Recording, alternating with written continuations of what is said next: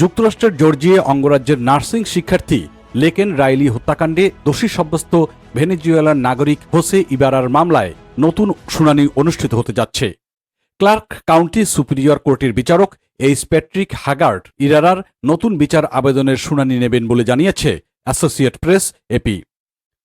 Jose ইবারা 2024 সালের নভেম্বরে হত্যার দায়ে দোষী সাব্যস্ত হন। তিনি 2022 সালে যুক্তরাষ্ট্রে অবৈধভাবে প্রবেশ করে রাজনৈতিক আশ্রয়ের মামলা চলাকালে অস্থায়ীভাবে থাকার অনুমতি পেয়েছিলেন।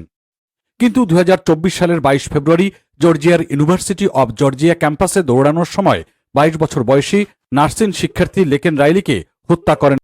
এই ঘটনার পর গোটা যুক্তরাষ্ট্রে অভিবাসন নীতি নিয়ে তীব্র বিতর্ক সৃষ্টি হয়। হোসে ইবারা 2024 সালের নভেম্বরে হত্যার দায়ে দোষী সাব্যস্ত হন।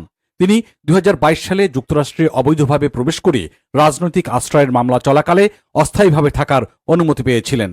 কিন্তু 2024 সালের 22 ফেব্রুয়ারি জর্জিয়ার ইউনিভার্সিটি অব জর্জিয়া ক্যাম্পাসে দৌড়ানোর সময় 22 বছর বয়সী নার্সিং শিক্ষার্থী লেকেন রাইলিকে হত্যা করেন বলে অভিযোগ ওঠে। এই ঘটনার পর গোটা যুক্তরাষ্ট্রে অভিবাসন নীতি নিয়ে সৃষ্টি হয় তীব্র বিতর্ক।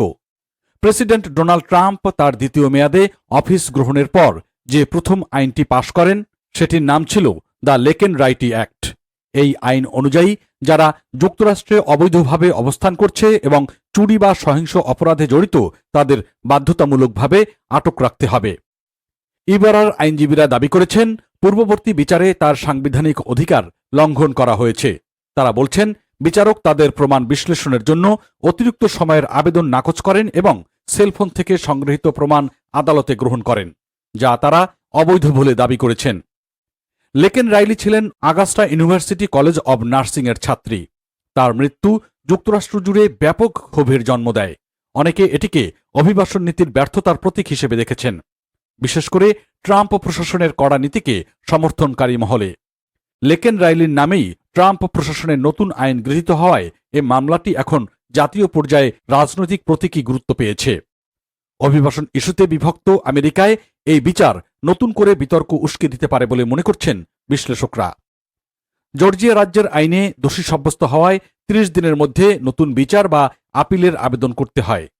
ইবারার পক্ষে এই আবেদন সেই সময়সীমার মধ্যেই করা হয়েছে বলে নিশ্চিত করেছে আদালত।